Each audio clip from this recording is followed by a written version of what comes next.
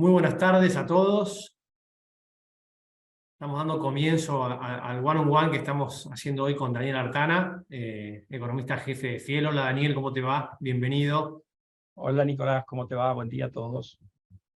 Bueno, muchas gracias a todos por participar. Hoy vamos a estar charlando con Daniel durante una hora aproximadamente sobre el panorama o el marco global y cómo está todo el proceso inflacionario y qué nos espera para el resto del año en Argentina, particularmente.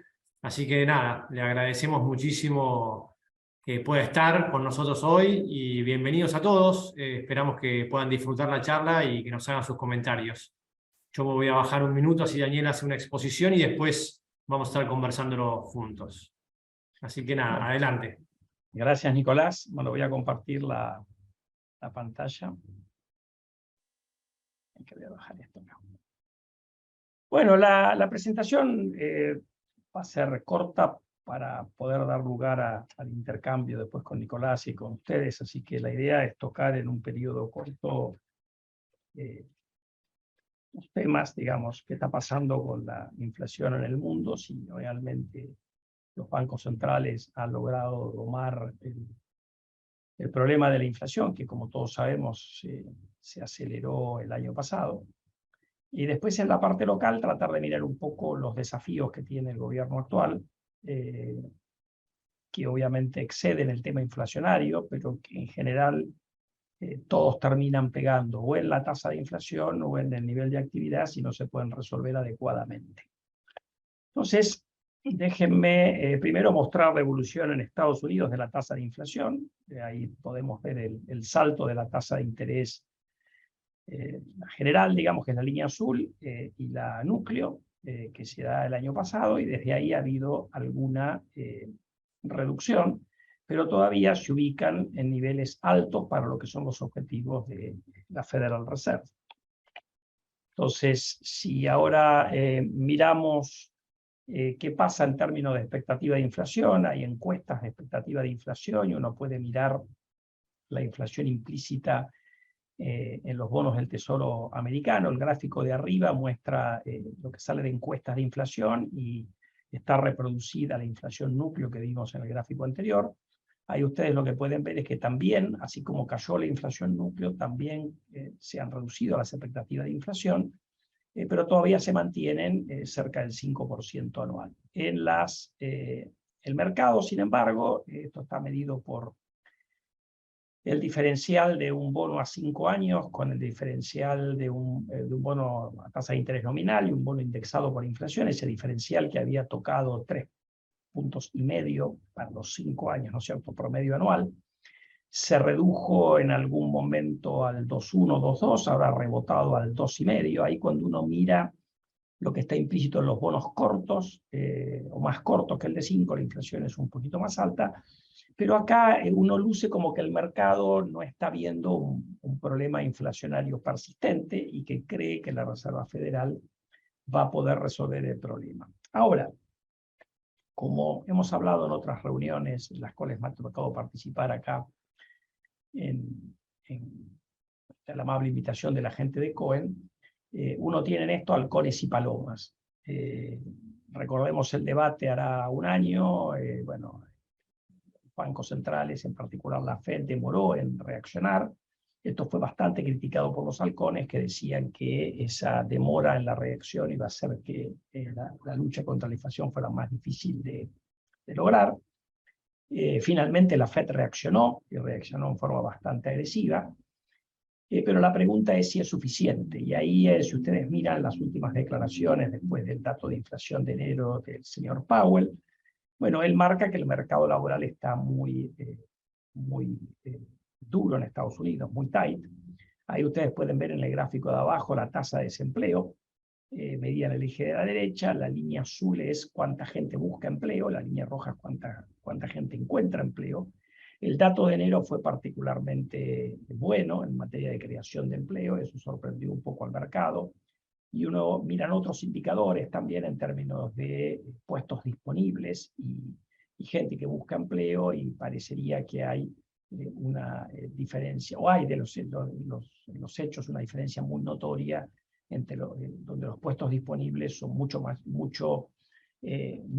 son relativamente apretados, digamos. Ahí lo que puede ver el gráfico también es que todavía la oferta laboral no volvió a los niveles previos a la pandemia, y el empleo tampoco. Pero lo que uno ve es que, bueno, ¿por qué? Porque hay gente que salió del mercado laboral y no volvió y a buscar empleo, y hay gente que todavía no se ha normalizado, por lo menos a los niveles prepandemia, el nivel de empleo. Pero ¿dónde está el foco de la discusión hoy? Bueno, un poco en el gráfico de arriba, porque ha habido alguna demora en las variaciones de salario, son salario por hora, que tiene algunos problemitas la serie, pero ahí pueden ver que se movió desde niveles que venían al ritmo de inflación de 2-3% anual, saltó a niveles cercanos al 6%, ahora la variación interanual de salarios por hora está alrededor del 4,5%, pero empieza a haber una preocupación porque esto obviamente pega muy fuerte en los precios de los servicios, y es ahí donde en las últimas lecturas del índice de inflación están los problemas. El problema está metido en la inflación de servicios, porque los factores que habían disparado la inflación de bienes, la disparada del precio de la energía, faltantes, por ejemplo, los microchips, todos esos se han ido resolviendo a medida que la pandemia ha ido cediendo y el comercio internacional y otros se han ido normalizando. Pero lo que uno tiene ahora es este efecto rezagado, porque los salarios, y esto también se ha dado en Europa, han respondido a la inflación con una demora, en parte por las negociaciones que ocurren en determinados plazos, en parte porque por ahí estaba la visión de que el golpe de inflación podía ser un golpe transitorio, pero el hecho es que esto se ha convertido en algo más permanente, y hay temor de esta suerte de inercia, de que estos aumentos en los salarios terminen contaminando los índices, en particular de los servicios, y eso mantenga la inflación alta más allá de lo que es razonable. Ahí también ha habido una discusión, pero si quieren entramos después, si conviene o no cambiar las metas de inflación. El hecho es que mi impresión otra vez es que ahora la visión de los halcones es, bueno, reaccionaste tarde, algún costo pagás por eso, pero reaccionaste, con lo cual no está en juego la credibilidad del Banco Central. Pero este efecto tardío en los salarios va a hacer que el problema continúe por un tiempo. Esta inercia inflacionaria requiere una dosis un poco más agresiva en materia de tasa de interés, y yo creo que hoy el mercado no lo refleja, pero ya hay varios analistas que esperan que la Fed o sea, no solo suba la tasa de interés, algunos hablan de 3 subas a lo largo del año, sino de cuánto van a ser esas subas. Los más moderados dentro de los halcones creen que serán 3 subas de 1/4 de punto. Algunos creen que por lo menos en la suba más cercana, el aumento debería ser del doble de esa magnitud. Entonces, mi impresión es que, o sea, ¿cuál es el dilema también del Banco Central? Es que si uno aprieta y se va de rosca, mete a la economía en un receso innecesario, pero la historia muestra que ha sido muy difícil para la Fed en particular, pero para los bancos centrales en general, moverse de una inflación de 2 dígitos, o cercana a los 2 dígitos, a una inflación del 2% anual, sin generar un receso. Y ahí lo que tiene uno es que si uno analiza los datos de empleo de Estados Unidos y los datos de actividad que están en el gráfico de abajo, uno tiene que el PBI sigue mostrando una recuperación, si ustedes quieren, más modesta de lo que hubo a la salida de la pandemia, pero la nariz del avión sigue estando para arriba. Y el gráfico de arriba lo que muestra es que la tasa de intervención de la Fed, que cuando uno la compara contra la inflación contemporánea, tanto en la general, que es la línea azul, como en la núcleo, que es la línea naranja, sigue estando negativa en términos reales. Entonces, si bien está mucho menos negativa de lo que estaba, recuerden ahí que cuando uno mira el gráfico para atrás, los periodos de tasa negativa, en general está ahí la parte de los 70, que bueno, esa demora en normalizar, llegó una inflación persistente que requirió después una dosis de tasa muy positiva y un receso importante. Mi impresión es un poco que la verdad va a estar en el medio, que la Fed va a seguir actuando, que afortunadamente tiene credibilidad, y eso le va a permitir hacer ese aterrizaje de la inflación en un plazo por ahí más largo del que se preveía, y quizás pagando algún costo en términos de actividad. Pero me parece que el fenómeno dista mucho de lo que tenemos en la región, donde ha habido una presión muy importante sobre los bancos centrales desde la política, con Lula en Brasil, López Obrador en México, Petro en Colombia, no así en Chile, pero bueno, ahí ha tenido una situación más parecida a algunos comentarios, yo creo, inadecuados de Biden en algún momento del año pasado, que afortunadamente han cesado. Así que me parece que la situación es esta que estoy describiendo. Si nos movemos ahora a Argentina, bueno, en realidad los interrogantes que tiene que resolver el gobierno es, tiene pocas reservas, y se supone que las reservas tienen que crecer en el año. Ahí el shock de la sequía es importante. Nosotros estamos en línea con la estimación de la Bolsa de Cereales de acá de Buenos Aires, que estima una caída de exportaciones del complejo agrícola de 10.000 millones. En el total de exportaciones nosotros calculamos que en parte eso va a estar compensado parcialmente por una mejora en exportaciones de energía y en otros rubros que van a... Por lo tanto, la caída total de exportaciones sería de 7.000 millones de dólares, y eso inexorablemente tiene un impacto en el nivel de actividad y hace mucho más difícil la posibilidad del gobierno de cumplir con la meta que está prevista con el Fondo Monetario, que es acumular alrededor de 5.000 millones de dólares de reservas a lo largo del año. Ahora vamos a ver un poco la evolución de las reservas. Ahí recuerden ustedes que además luce difícil que el gobierno pueda repetir esto del año pasado. Forzó a las compañías privadas a endeudarse con sus proveedores, con su casa matriz, y eso llevó a que las importaciones de caja cayeran más que las importaciones de vengadas. Eso ha generado un aumento en la deuda comercial de alrededor de 10.000 millones de dólares a lo largo de todo el año pasado. Ese incremento con esa postergación de pagos ya empieza hoy a pasarle factura al gobierno, porque las compañías ya tienen que empezar a pagar lo que pedalearon en su momento. Luce difícil que el gobierno pueda conseguir endeudamiento adicional por esta fuente. Sí, es posible que pueda lograr que las compañías mantengan ese stock, que no lo reduzcan, pero luce difícil que esta fuente de financiamiento esté disponible. Otras fuentes de financiamiento, bueno, uno siempre tiene alguna duda de cuánto es realmente lo que está disponible en el swap de China y el swap de Brasil. Algo de financiamiento adicional hubo, pero muy bajo.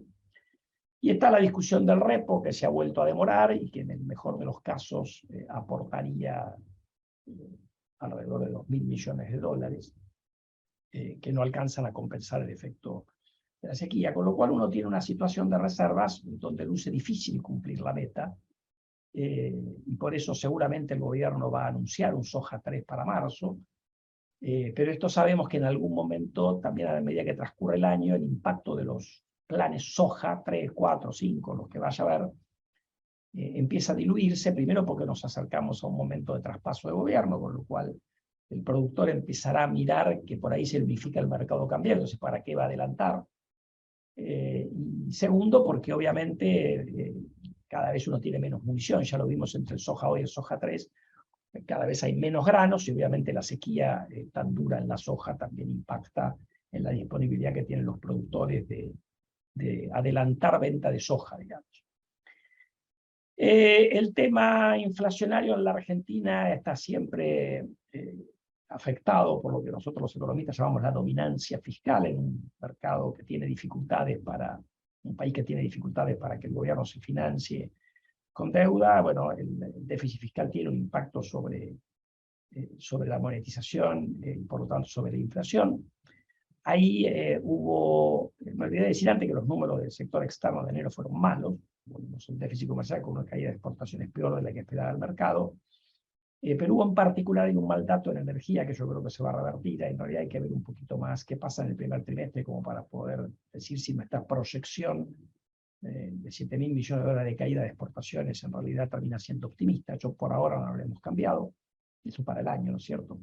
En materia fiscal también tuvimos una lectura de enero bastante mala, que en parte puede deberse a postergación de pagos del año pasado, pero ahora voy a mostrar un poco los datos del año que cerró el año pasado.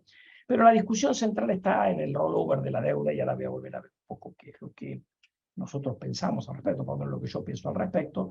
Y a eso hay que sumarle que hay una parte importante de la deuda del sector público consolidado en los pasivos del Banco Central con el taxi de las LELIQs Así que sobre eso me voy a dedicar ahora a las transparencias. Eso yo creo que son un poco los temas.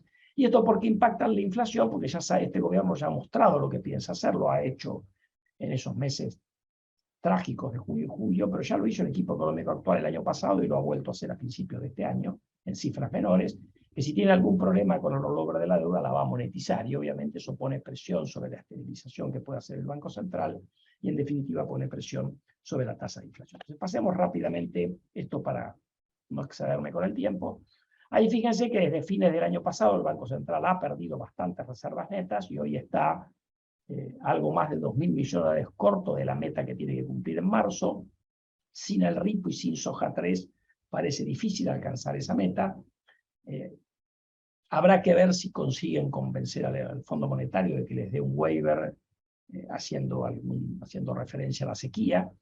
Pero el hecho hoy es que además han generado alguna dificultad adicional porque esta recompra de bonos, que en realidad está más pensada para influir en la brecha que en otra cosa, claramente está en contra de lo que piensa el Fondo Monetario, así que ahí eso va a haber algún foco de tensión. Mi impresión es que el fondo en definitiva va a terminar dándoles el waiver si es que finalmente no logran llegar a los números de marzo.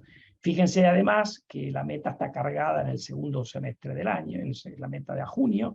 Eso tiene una lógica porque hay alguna estacionalidad de liquidación de las divisas que obviamente está contaminada por los dólares soja y por la sequía, con lo cual si cumplen ahora van a tener algún problema para cumplir en junio. El siguiente punto es el tema fiscal. Los números, si uno compara con el año 19, los ingresos están prácticamente igual del gobierno nacional en porcentaje del PBI, pero el gasto primario está 1.6 arriba, y eso es lo que explica por qué el déficit primario terminó en 2 puntos del PBI, que es 1,6 peor de lo que hubo en el año 19. Acá el gobierno ha recurrido a ingresos extraordinarios asociados a los dólares soja, y obviamente la aceleración de la inflación le ayudó a bajar jubilaciones y pago de asignación universal por hijo. Esa plata se la llevaron todas mayores gastos en planes sociales, en otras prestaciones sociales, básicamente planes.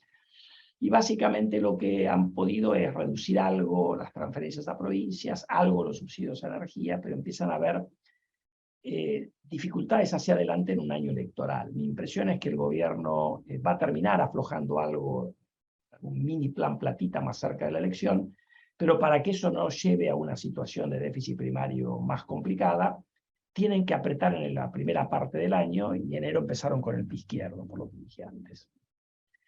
Y en el tema de la deuda, bueno, ahí está la parte local, incluyendo las barras violetas, la deuda indexada, la más oscura por $0 link.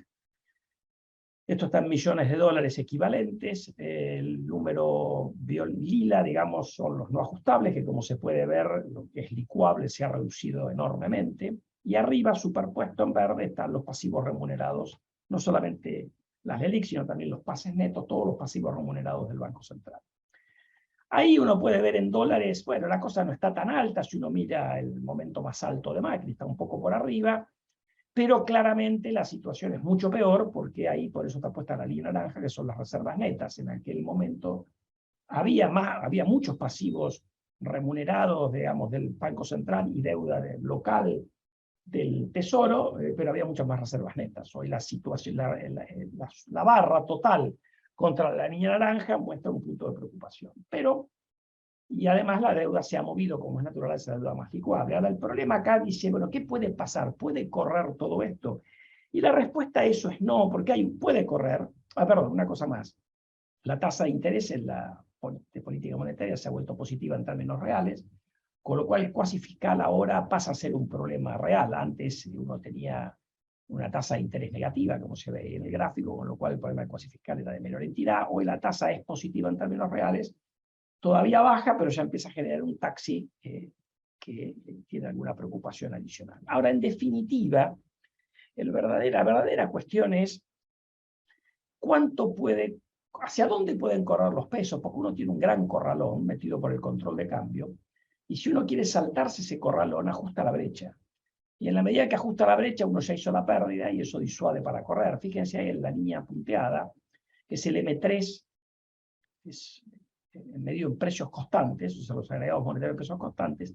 Hay un proceso de salida en términos reales, pero ese proceso opera lentamente. No es una corrida contra un banco central que tiene un tipo de cambio fijo y permite que la gente se lleve las reservas. Acá hay un mecanismo que pega en la brecha termina después afectando a la larga o a la corta, y contamina la tasa de inflación, y eso hace que los pesos se puedan salir en términos reales, pero es un mecanismo que lleva tiempo.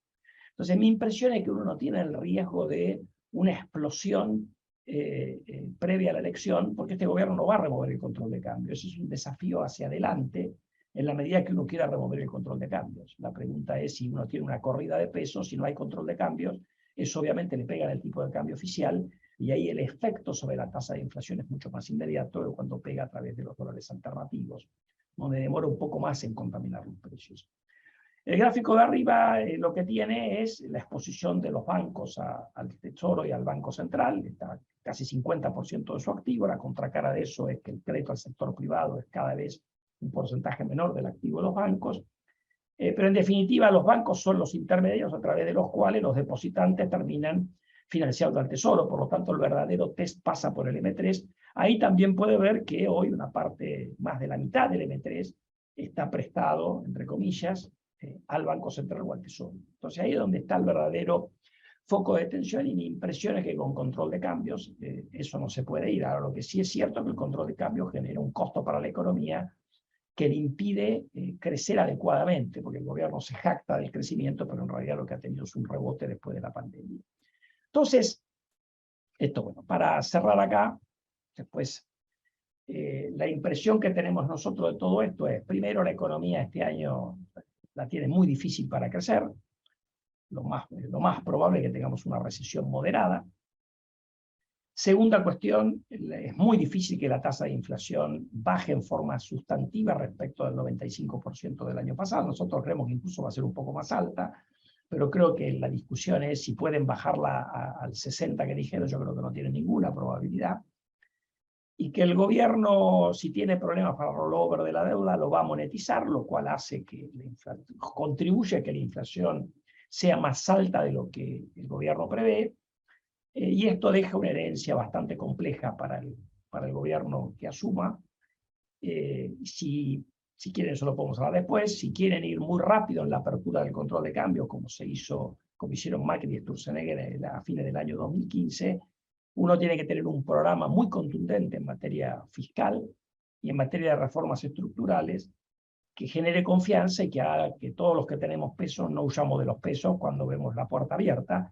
Y ahí obviamente hay complicaciones, porque está el stock de deuda, está el tema de que hay muchas empresas y bancos que no pueden tener el hedge que quieren para su balance por restricciones cambiarias también. Entonces hay un riesgo de que uno tenga una puerta 12 si abre de golpe, pero eso es un tema que podemos hablar después. Así que mi impresión es que para este año la inflación va a seguir siendo muy alta, recesión moderada, reservas escasas, pedido de waiver al Fondo Monetario en algún momento en esta revisión o en la próxima, es decir, un escenario más o menos a lo que estamos acostumbrados en los últimos tiempos. Con eso paro, porque si no voy a excederme en mucho de los 20 minutos que tenía asignado. Gracias. No, está buenísimo, Daniel. Está buenísimo, es claro la presentación y los desafíos que tenemos para adelante. Quisiera tratar de diseccionar de alguna manera los problemas, pero en plazos, como en tiempos, ¿no? Entonces, lo pongo más por ahí en plazos políticos, porque en definitiva es un poco lo que va a medir este año. Tenemos de acá a las PASO un desafío grande que implica que se ordene de alguna manera el marco político, que no lo meto en la discusión para tratar de hablar sobre cuáles son las dinámicas que va a generar de acá a marzo la economía, pero también al mismo tiempo lo pongo con los desafíos que vos marcabas respecto de una cosecha más escasa, que va a generar menos cantidad de dólares, con un desafío de que nosotros tenemos además un proceso con el Fondo Monetario en el cual tenemos que cumplir en acumular reservas, que probablemente no lo hagamos, y un desafío desde el punto de vista de la aceleración inflacionaria que puede estar fogoneada, por decirlo de alguna manera, con los rollovers de las deudas en pesos, que es una preocupación que todo el mercado tiene en algún punto, pero que todos de alguna manera estamos viendo lo mismo, ¿no? Como que, bueno, la salida va a ser o con un megacanje, que los diarios estuvieron argumentando o poniendo arriba de la mesa los últimos días, en donde las entidades gubernamentales puedan participar y estirar plazos, o la emisión monetaria, como decías vos, ¿no? Que emitan los pesos necesarios para cubrir los vencimientos, pero eso tiene su impacto claro que en la parte inflacionaria. Entonces, por ahí quisiera como dividir, de acá a agosto, ¿cuáles son las cosas que a vos más te preocupan o cuáles son los puntos que a vos dirías, mira, estas cosas tenemos que monitorear muy de cerca porque es lo que van a marcar el ritmo, ¿no? Y después, si querés, abrimos de agosto en adelante, digamos, ¿no? O de las elecciones en adelante.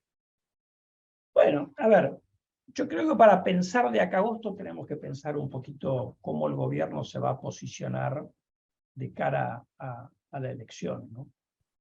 Y qué es lo que cree la parte política del gobierno que se necesita para retener la provincia de Buenos Aires, que hoy me parece que es el objetivo que el gobierno tiene como posible. La nacional parece muy cuesta arriba para el gobierno, ¿no? En este escenario económico. Hubo ahí incluso algunos analistas que dicen que, bueno, en enero repuntó un poquito, pero esa intención de voto que había repuntado un poquito en enero, ya las encuestas de febrero dicen que la perdieron, digamos. ¿Por qué digo esto? Porque, a ver, yo creo que el riesgo es que la cosa se enloquezca, como pasó en la elección de medio término, y tengamos un plan platita de la magnitud que hubo en aquel momento. Eso hoy la economía está mucho más frágil para intentar esa aventura. Entonces, a todos los problemas de rollover que hablamos, de reservas que hablamos, le metemos, después que ya se sacaron varios conejos de la galera, con los soja 1, soja 2, pidiéndole a las empresas que se endeuden, le metemos un plan platita significativo, concentrado en un trimestre, bueno, ahí vamos a tener un problema adicional. Yo diría que eso es lo que puede complicar. Yo creo que en el fondo el ministro de Economía y su equipo me parece que saben que eso no lo pueden hacer, pero la pregunta es si va a seguir este ministro, digamos, porque ahora como la inflación le viene mal y le va a dar mal en febrero también, y probablemente en marzo, o sea, mal, quiero decir, en el entorno de 6, ¿cuánto margen de maniobra ha perdido Massa ahí adentro? Bueno, algo ha perdido, se ha perdido. ¿Qué opción tienen? Bueno, me parece a mí que esto Massa va a seguir, digamos, casi hasta el final, por lo menos hasta la elección, y la parte más dura del gobierno la van a controlar con el temor de que, bueno, mira, si nos descontrolamos, la brecha explota y con eso perdemos más votos. Pero uno nunca sabe en esa discusión qué es lo que parece. Yo diría que por ahí está la cuestión, porque ahí sí uno puede tener un ruido muy importante, porque además el plan platita vos no lo podés hacer una semana antes de votar. Lo tenés que hacer 2 o 3 meses antes para que lo que tires tenga algún efecto en la economía. El problema que tiene el gobierno es que lo que tira repartiendo plata fiscal, para ponerlo de alguna manera, le pega por ahí más rápido en la brecha y no tienen dólares para aguantar la brecha. Entonces pueden hacer experimentos chiquitos, pero no tienen dólares, me parece a mí, como para torcer si es que quieren. Que yo me parece que ese es el riesgo principal previo a la elección. Yo creo que el gobierno, me parece que en algún momento va a ser el sendero óptimo de cuándo le conviene incumplir con el fondo. No es ahora en marzo, yo creo que ahora en marzo van a tratar de cumplir porque viste que el fondo revisa con un trimestre de desfasaje, entonces se evitan el default. Entonces te pueden dejar otro problema más, un programa incumplido, con el fondo diciéndote no cumpliste con las metas, ni siquiera me pidieron un waiver, y el gobierno nuevo asumiendo. Por ahí el problema es que para mí lo van a tener antes, lo van a tener, si incumple en junio, esa discusión va a estar justo antes de la elección de octubre, así que la tienen muy justa, digamos, porque obviamente no tienen el colchón de reserva que tenía Cristina cuando entra el año electoral en el año 15. Ahí en aquel momento tenía más de 10.000 millones que se los fumó todos y no tenía restricción con el fondo, así que de hecho dejó reservas negativas antes de irse, ¿no es cierto? Ese margen de maniobra no lo tenés, porque si rompes con el fondo, también tenés el ruido que te genera romper con el fondo. Entonces, está muy restringido y me parece que el foco va a estar en un plan platita destinado a convencer al votante de la provincia de Buenos Aires y en el resto van a la buena de Dios, sabiendo que van a perder la elección general, tratando de hacer contención de daño desde el punto de vista Pero yo miraría eso, porque uno nunca sabe en esta coalición de gobierno que está fragmentada, qué es lo que lo que finalmente van a mirar respecto de tratar de contener el daño electoral que hoy parece irreversible, ¿no?, para el gobierno. O sea que, si lo traduzco en otras palabras, vos creés que el gobierno va a tratar de hacer algún gasto adicional para llegar bien desde el punto de vista de votos a las elecciones, controlando lo mejor posible las variables que son Sí. inflación, devaluación, tasa de interés, rollover deuda a pesos, o sea, tratando de llevar eso de la mejor manera posible sin que se le descontrole? ¿Y qué grado de probabilidad le das a que eso llegue en buenos términos, digamos, ¿no? ¿Cómo ves eso? Porque en definitiva ¿Buenos términos para el tiene la... gobierno o buenos términos para nosotros como habitantes de la Argentina? Bueno, en realidad la pregunta te la hago en realidad con buenos términos para el gobierno. ¿Cómo puede llegar el gobierno administrando esas variables si es que se les va a descalabrar en algún momento alguna? Para mí el gobierno no tiene ninguna chance de ganar la elección nacional. Sí tiene alguna chance de ganar la provincia de Buenos Aires porque no hay balotaje. Entonces ahí va a depender de cuánto voto se vaya en la elección de gobernador con el candidato que ponga Milei, y cuánto la gente corte boleta. Mi impresión es que el corte boleta ha habido más en las últimas elecciones, pero no es total y por lo tanto Milei le va a sacar votos. O sea, en alguna medida en la provincia de Buenos Aires los votos que van a Milei, que a ver, parte le come al Frente de Todos, pero más le come, por lo que dicen los encuestadores, a la principal coalición opositora, termina favoreciendo la reelección de Kicillof. Ahora eso no está dado y habrá que ver, porque también obviamente hay una gran incógnita de las encuestas, hoy no reflejan mucho, porque tienen todos problemas en todas partes del mundo, pero además porque hay mucha gente que te dice que no va a ir. Entonces ahí tenés otro factor en la elección, que es cuánta gente va a ir a votar. ¿Y cómo se va a afectar eso entre la PASO y octubre? O sea, la PASO siempre tiene menos participación que la general. Bueno, ¿cómo se va a afectar eso? ¿Vas a tener una elección de 70% o de 80% de votantes en octubre? ¿Y ese marginal quién es? El que está enojado, que no vota ninguno, hay una cantidad de interrogatorias. Mi impresión es que el gobierno la tiene muy difícil, así que yo lo miraría desde la pregunta para la economía. Para la economía, otra vez, yo no veo que esta economía pueda tener un año que pueda mostrar mejores indicadores que el año pasado en materia de inflación, y en materia de actividad económica y en materia de brecha cambiaria. Yo creo que lo que hay ahí es que la cosa por alguna... Ese statu quo hasta, digamos, tratar de aguantar, pero manteniendo las mismas variables o el mismo ritmo de deterioro con baja actividad.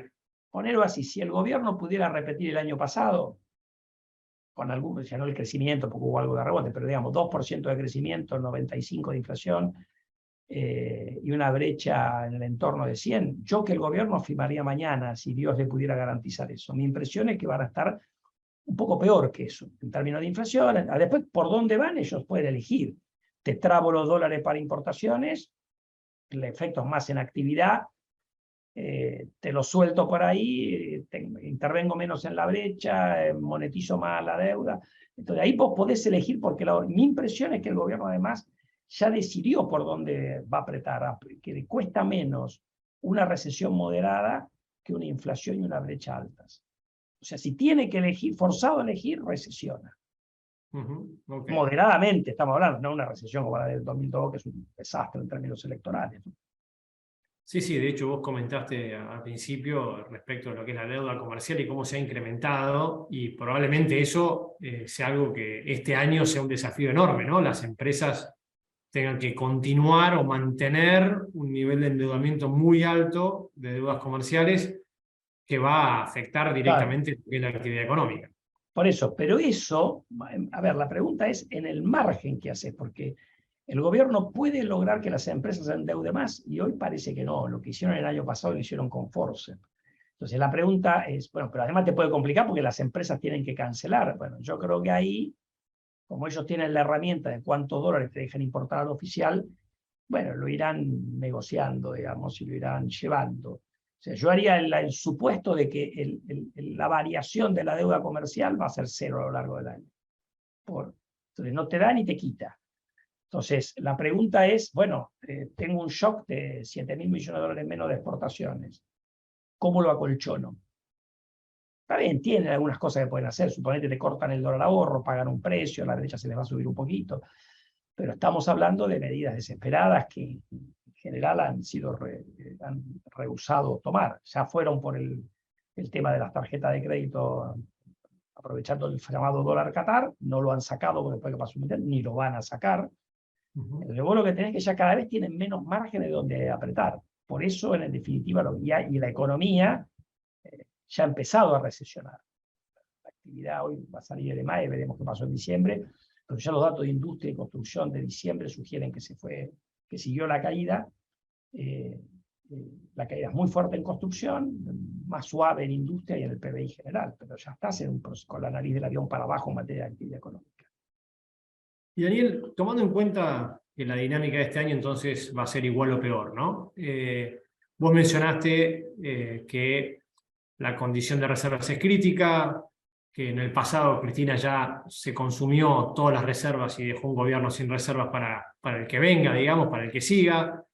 La deuda en pesos probablemente la renegocien, la renoveen para el año que viene, que van a dejar un nivel alto de deuda comercial. Entonces, trato de resumir en una pregunta por ahí para elaborar, ¿no?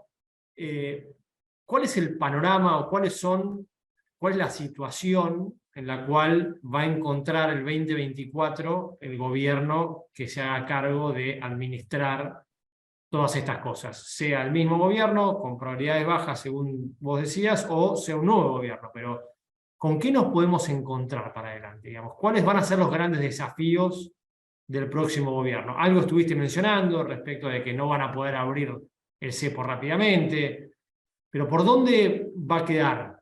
¿Cómo va a quedar la situación? Bueno, yo creo que ahí vos tenés. Yo escribí una nota en El Cronista, salió esta semana, donde yo trataba de poner esto en términos de 3 escenarios en función de. Vos tenés un escenario de continuar como estamos, gran corralón cambiario, y hacer más de lo mismo. Si querés, mejorando un poco el tema fiscal para tratar de ir sacando ese condimento de la inflación. Mi impresión es que ese modelo está agotado. Ya este gobierno lo agotó todo lo que te podía dar. De hecho, ya empezaste a tener alguna restricción en materia de actividad económica.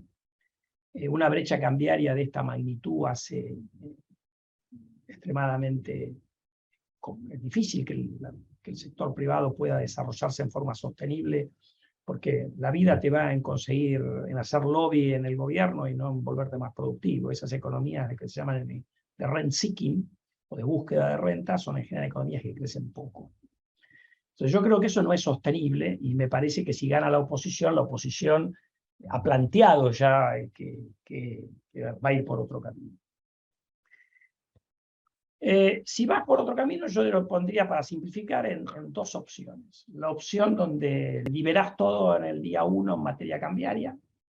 Ahora evitás el error de Macri del comienzo, que yo diría es la inacción fiscal. Te das cuenta que no podés apostar a que el Excel te resuelva los problemas con más crecimiento, sino que tenés que resolver el tema fiscal. Te bancás eso al principio, lo cual requiere, como están los números, como está la cuestión fiscal, terminar el tema de sacar buena parte de los subsidios a las tarifas, lo cual te genera un ruido inicial. Tenés que corregir lo que a mi juicio hay algún atraso cambiario. Tenés una cantidad de ajustes de precios relativos que tenés que hacer al principio, y eso obviamente te hace que la inflación se vaya para arriba, no para abajo al principio. Pero eso lo complementás con un programa de reformas estructurales contundente que te muestra que la Argentina puede crecer en el mediano plazo en una forma como hacen el resto de los países, como hacen los países exitosos del mundo. Eso te da confianza y por lo tanto no tenés un problema de rollover de la deuda de pesos, porque el mercado te hace rollover porque la demanda de pesos sube. En alguna medida tenés que digerir el overhang monetario que te genera un control de cambio tan férreo. Pero eso se puede hacer. Pero requerís un programa contundente. Ahí la pregunta es, ¿qué es lo que nos convence a nosotros como tenedores de pesos y a los inversores de afuera de que Argentina es viable? Y ahí tenés el problema de que tenés algunos stocks y que la historia nos condena como argentinos. Stocks son los que hablábamos antes. A ver, este gobierno no ha dejado pagar dividendos, pero eso no es muy distinto de lo que había al final del 15, porque parte de los dividendos se van licuando. Pero la gran diferencia con el 15 es este stock acumulado de deuda comercial. Tenés el sector privado unhedged, porque no todo el sector privado puede hedgear su balance como por ahí querría. Entonces la pregunta es de si tus accionistas te piden, che, ahora que se abrió, andá y pedirle los dólares, andá a comprar los dólares para cancelar la deuda comercial que tenés conmigo y hedgear tu balance en dólares. Si eso lo hacen todos el día de diciembre, tenés un temita en el mercado de cambios. Entonces la pregunta es, ¿va a haber la confianza suficiente? O otra opción pensando es libero de acá para adelante y converso el stock. En alguna medida eso se hizo ahí a finales del 15, porque había algunos temas de stocks. Yo entiendo, más allá de que no estaba en ese gobierno, el gobierno habló con algunas empresas y bancos y eso se fue ordenando, pero hoy el problema es de una mayor entidad que antes. Y después está cuando empezás a ver algunos economistas de la oposición, por ejemplo, los que están con el radicalismo, ya lo han dicho abiertamente, que creen que no se puede abrir, no se puede desregular el mercado cambiario por completo el día 1, que eso va a llevar por ahí un año, en parte por esto que estábamos discutiendo. Ahora, obviamente, hay base, la solución del medio es costosa, porque la gente te va a decir, bueno, ¿y la vas a terminar en algún momento? O esto es una cuestión de que, bueno, me baja la brecha porque me abriste un poco el mercado cambiario, pero después tengo una brecha de 50%. Sí, es mejor que 100, pero también te genera un montón de distorsiones. Y después está que el pasado a nosotros nos condena, porque en realidad lo que te pregunta la gente de afuera, y te lo preguntarán a vos también, más allá de que el capital tiene memoria corta, dicen, qué bueno, vos me llamás a que la Argentina va a ser un gran programa ahora pro mercado, va a abrir oportunidades de inversión, se va a manejar con las reglas de juego que se maneja el resto del mundo. Y dentro de 4 años, ¿quién van a votar ustedes, los argentinos? Porque cuando el programa más liberalizado tuvo un problema, volvieron a votar al populismo. No se llame kirchnerismo, se llame como se llame, no importa. Esa espada de Damocles está ahí, yo creo que se puede resolver en el escenario donde dura su programa. O sea, si no te creen, poner una sobredosis de programa. Ahora, la política argentina, en la coalición opositora sobre todo, ¿está preparada para una sobredosis de programa pro mercado? ¿O ni siquiera está dispuesta a tolerar la dosis para programar una medida? Yo no tengo una respuesta para eso. Va a depender de quién sea el presidenta, va a depender, me parece a mí, de cuánta convicción tenga, pero también va a depender de cómo vos podés convencer a los propios, pero sobre todo a la sociedad, de que hay una luz al final de los primeros meses que seguramente van a ser peores incluso que lo que te dije este gobierno. Porque en definitiva vos en economía no te puedes escapar de las consecuencias, y en este caso de los errores de política económica que ha cometido y sigue cometiendo el gobierno de Alberto Fernández. Sí, repregunto o profundizo sobre un par de puntos, ¿no? Digamos, tomando en cuenta que vamos a entrar con una base de inflación del 100%, área del año pasado. Este año supongamos que está en lo mismo, un poco más, un poco menos, por ahí un poco más, pero ¿cómo resolvés eso para adelante? Porque vimos recién que el stock de deuda del gobierno está bastante indexado, entonces una devaluación no te licúa el gasto fiscal, una devaluación te va a ajustar los precios relativos de la economía, con lo cual va a generar una mayor recesión aún todavía para el año que viene. Entonces, ¿cuáles serían o cuáles son posibles medidas graduales? Digamos, yo descuento que ningún gobierno va a tener el apoyo total o absoluto para hacer todos los ajustes el primer día, pero que hay algo que tienen que hacer, porque la realidad es que el colchón es muy finito y no tienen la chance que tuvieron quizás el gobierno anterior en hacer algo de gradualismo, ¿no? Digamos, difícilmente puedan optar por un camino tan soft y tengan que tomar medidas. Entonces, en esas medidas, ¿cómo ves vos las opciones o los primeros caminos que tienen que tomar, ¿no? Posiblemente sea una devaluación, posiblemente sea una reestructuración de deuda, posiblemente sea alguna medida fiscal que mencionaste respecto a quita de subsidios de energéticos y otros. ¿Qué se te ocurre o qué cosas crees vos que son las más urgentes? No, yo te voy a decir lo que leo de lo que dicen o sugieren los principales economistas de la principal coalición opositora, digamos. Ahora, eso es la visión de los economistas. Pero yo diría que hay bastante consenso en que hay que resolver el problema fiscal. La pregunta es si vas a equilibrio primario o a superávit primario. Obviamente no lo puedes hacer de un día para otro, pero digamos al final del primer año del nuevo gobierno. Ahí yo diría que, vos habrás leído también, gente que habla de ajuste fiscal de 4 puntos del PBI. Bueno, en el Excel, la planilla de Excel todo es posible, porque vos tenés, todavía tenés 2 puntos largos de subsidios en energía y transporte, que la parte, lo que va a los pobres es menos de la mitad de eso. Tenés transferencias a provincias discrecionales, de corrientes y de capital, cuando las provincias tienen una situación fiscal mejor que la nación. Tenés obviamente mucho espacio para cortar en la parte de planes, pero bueno, son todas medidas que generan tensiones, conflictos y por ahí tensiones adentro de la coalición opositora, eso habrá que verlo. O sea, yo creo que es posible hacer un ajuste fiscal de magnitud, creo que es necesario, pero en definitiva habrá que ver cómo los líderes políticos que asuman en diciembre, cómo deciden hacerlo. Yo no creo que puedan esperar mucho, porque si no, eso te lleva a complicarte el frente de deuda. Si vos mostrás que tenés viabilidad fiscal, el rollover de la deuda debería estar. Ahora, si vos vas muy lento, la pregunta es ¿por qué te van a refinanciar? Entonces ahí yo creo que en materia fiscal no hay muchas opciones, pero otra vez está la restricción política y la tolerancia que tengas a comerte cuántas toneladas de piedra te van a tirar en el Congreso, porque eso luce medio inevitable con el kirchnerismo y la izquierda en la oposición, digamos. Pero otra vez, eso debería ser un tema menor, digamos. No debería ser una cosa que disuada lo que tenés que hacer. Después tenés el paquete estructural, que el paquete estructural también tiene cuestiones que te ayudan a la solvencia fiscal de mediano plazo. Por ejemplo, el tema, Argentina necesita un sistema jubilatorio distinto del que tiene hoy. Pero todo lo que es estructural requiere pisar callos. Algunos son callos de mucha gente, o sea, los nuevos jubilados, porque los viejos lo que tienen. Y otros son callos muy concentrados. Cuando vos hablas de reforma laboral, tenés cosas que otra vez hay que ver qué es lo que cada uno entiende por reforma laboral, y además hay un montón de cosas, pero muchas están asociadas a privilegios que tienen los sindicatos, que no son comunes en el resto del mundo. Otro frente de conflicto. Entonces, en definitiva, está cómo vos, el arte de la política, cómo vos administrás esos conflictos. Y eso, yo soy economista, no político, pero si un político tiene visión, obviamente no va a poder ganar en todos los frentes, pero debería poder, si tiene el voto popular, poder avanzar en varios frentes.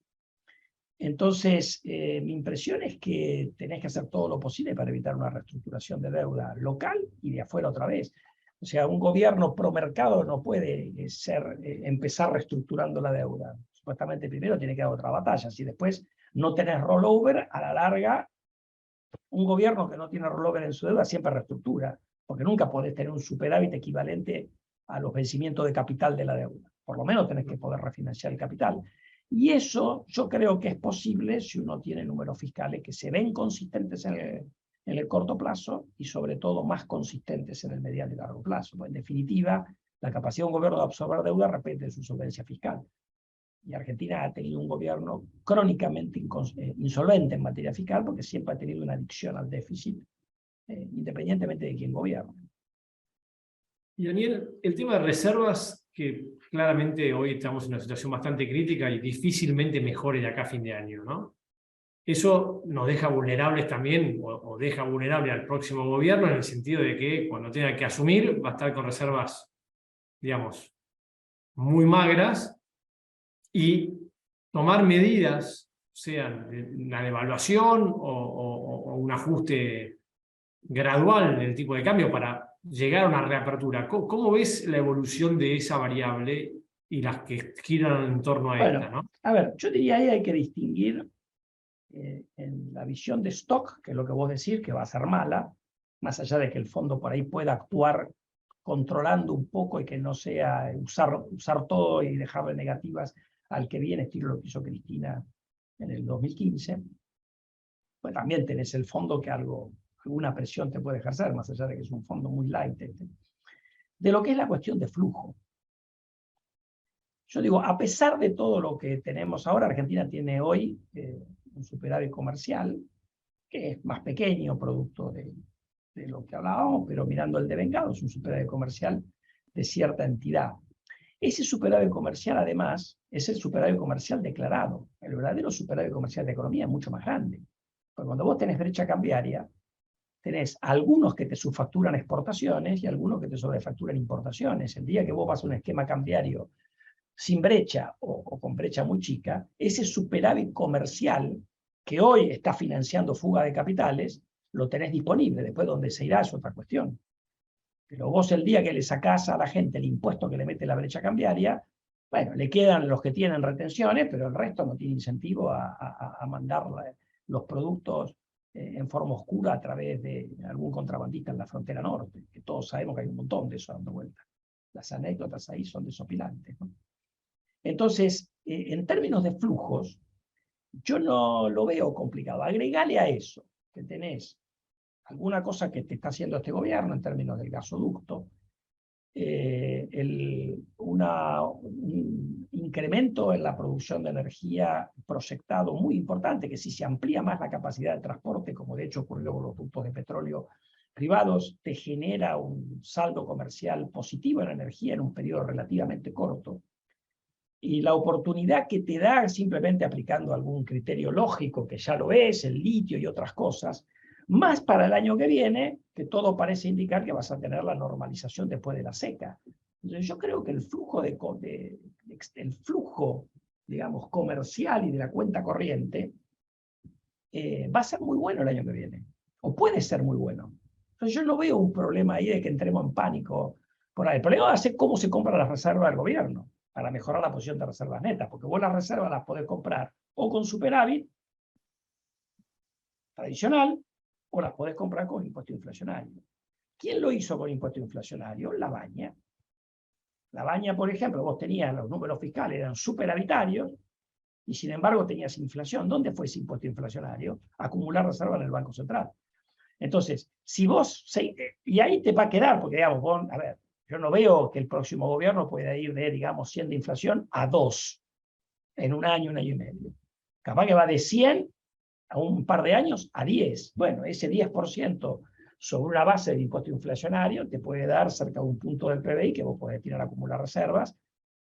Y si además tenés superávit fiscal, mejor todavía. El Tesoro puede comprar reservas. Pero lo que te quiero decir es que a mí no me preocupa tanto el tema externo. El tema externo, hoy, si lo mirás, el problema de los dólares, que es el cuento de que le encanta a este gobierno, es la consecuencia de la torpeza que tienen para pensar la política económica. Esta es una economía que tiene unos términos de intercambio extremadamente favorables.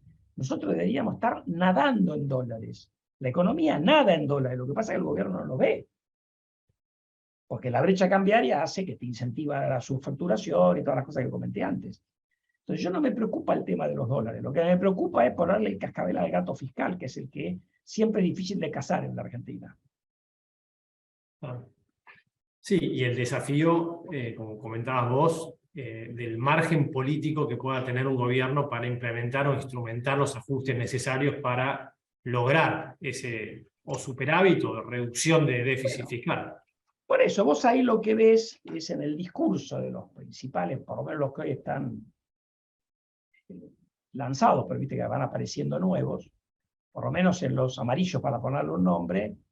Bueno, tenés un discurso muy consistente con la reducción del déficit del lado Patricia Bullrich, Larreta, que es menos preciso, pero te habla que no hay 100 días, sino que va a haber 100 horas. La gente de los equipos económicos que están trabajando ahí, por lo menos los técnicos, hablando de correcciones fiscales de 3-4 puntos del PBI, por lo menos ves una discusión distinta de la que se veía en la transición 15-16, donde obviamente la excusa del gobierno, que es una excusa muy valedera de aquel momento, era no tengo minoría en las dos cámaras en el Congreso. Eso seguramente va a cambiar en diputados para la futura administración. Habrá que ver qué pasa en el Senado, pero obviamente la posibilidad de que eso sea, la probabilidad de que eso sea más alta, depende de cuántos votos saque la oposición y de qué capacidad tiene de armar una coalición post-elección que genere las mayorías necesarias para poder pasar las leyes por el Congreso.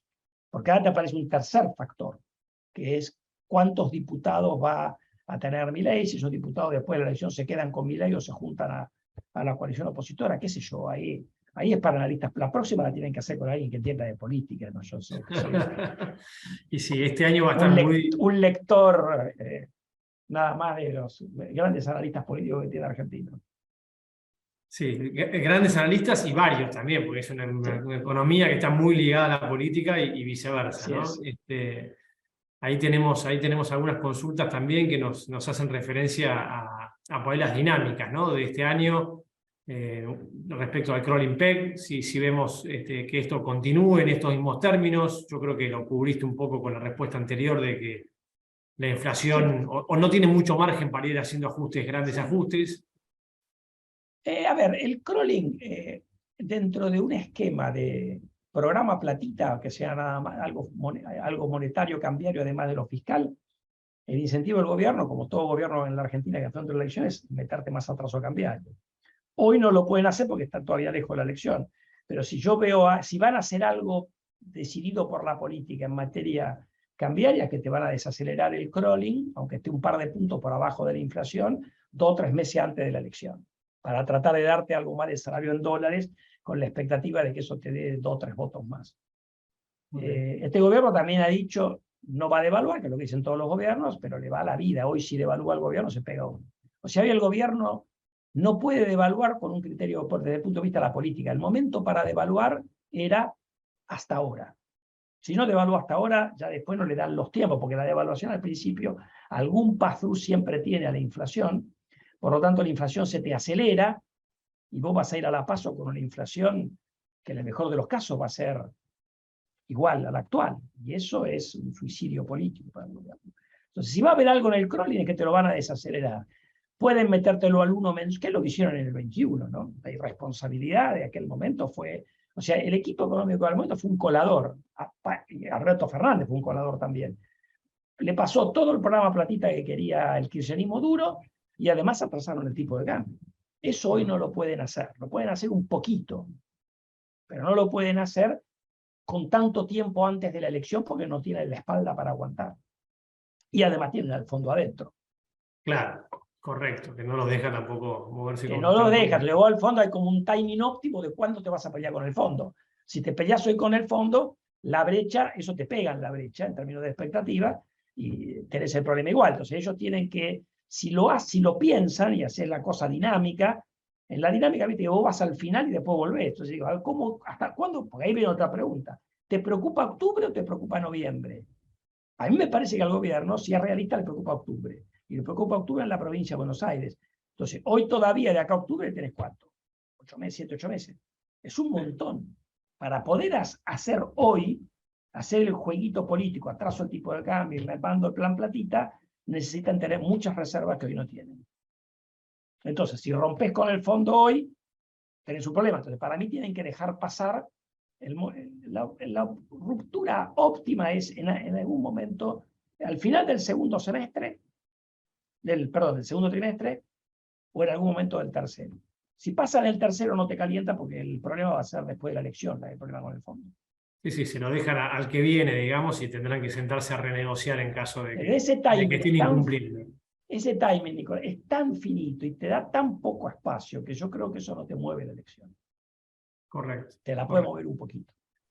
Y después, bueno, la última y para cerrar, más por ahí, tu opinión. Nosotros acá tenemos un montón de clientes y oyentes y todo, están todos siempre mirando a ver la sustentabilidad, digamos, de la deuda y, digamos, la oportunidad también, ¿no? Digamos, vos ves en que entonces, por lo que comentabas antes, que no van a dejar de foltear el gobierno la deuda, con lo cual los vencimientos los van a ir cubriendo. ¿Y qué opinás de la deuda en dólares, ¿no? ¿Qué tan sustentable es la deuda en dólares argentina? Mirando hacia adelante, ¿no? Mirando que el gobierno que venga va a tener que hacer ajustes, va a tener que, digamos, reducir el déficit fiscal sí o sí, no tiene mucho espacio para no hacerlo, y que van a tener que ajustar un poco las clavijas respecto de mejorar el perfil para justamente, como mencionabas vos antes, no verse en la situación de tener que reestructurar la deuda. Pero digo, en estos niveles, 30 centavos de dólar o por abajo de 30 centavos de dólar, ¿te parece que es algo que tiene sentido o es algo que hoy por hoy es preferible mirarlo de afuera? Bueno, a ver, yo te voy a dar mi opinión, ustedes son los que saben más de mercados y de bonos, pero yo digo, ¿de qué va a depender esta historia? De si realmente uno ve que hay apoyo político a un programa ambicioso. Por ahí no todo lo ambicioso que a mí me gustaría o a vos te gustaría, pero un programa ambicioso, que uno diga, esto cierra. ¿Ok? Si eso está, vos vas a tener un rally en el precio de los bonos inolvidable. Ahora, ¿por qué no tenés el rally hoy? Porque no sabemos si va a estar. Entonces, Ni el quién va a problema estar tampoco. en definitiva hoy, lo que te hace una gran diferencia en el precio de los bonos es la probabilidad que vos le asignes a que tengas un programa contundente, por ahí no espectacular, pero contundente, que te haga una diferencia. Porque otra vez, el tema externo es un tema, los flujos se van a volver extremadamente favorables. Y si vos resolves el tema fiscal, vas a empezar a tener algún financiamiento. Entonces, ¿vos qué tuviste? Tuviste un rally en los bonos, mucho antes del gobierno decidiera la recompra, ahora se te pincharon por razones globales, porque en realidad está bastante correlacionado con lo que pasó con los bonos de otros países de alto riesgo como nosotros. Correcto. Para que tengas un factor local, está ese condimento. Y ese condimento, la gente, ¿por qué tiene duda? Y bueno, porque empieza a ver, te empiezan a decir algunos tipos que hacen análisis político, che, todos los líos que hay en la Juntos por el Cambio ha hecho que pierdan caudal de votos. Bueno, mirá, por ahí Milei hace una gran elección. ¿Y qué va a hacer Milei post-elección si tiene 15 diputados? ¿Qué va a pasar en el Senado? Porque si Milei te come votos, por ahí te come votos, y hay alguna parte donde se te cuela algún kirchnerista más, que por ahí lo podías haber ganado. Entonces, ¿vas a tener la musculatura política para hacer el programa o no? Y yo creo que hoy, más allá de que a mí me conviene que la gente crea que los economistas podemos responder esa pregunta, en realidad la cuestión hoy, en términos de un gran cambio en el precio de los bonos, después del día a día, si van a 33 o bajan a 28, eso yo no lo puedo pronosticar. Pero depende básicamente de cuál es la probabilidad que uno... A ver, ¿cuánta fe le tenemos al que sea presidente / presidenta, que no sé si se dice presidente o presidenta, a partir del 10 de diciembre próximo? ¿Cuánta fe le tenemos en términos de su capacidad de muñeca, de capacidad de conseguir, de poder venderle a la sociedad un programa que tiene espinas al principio, pero una gran zanahoria al final? Bueno, ¿qué expectativa tenemos de eso? Y eso yo no te lo puedo responder.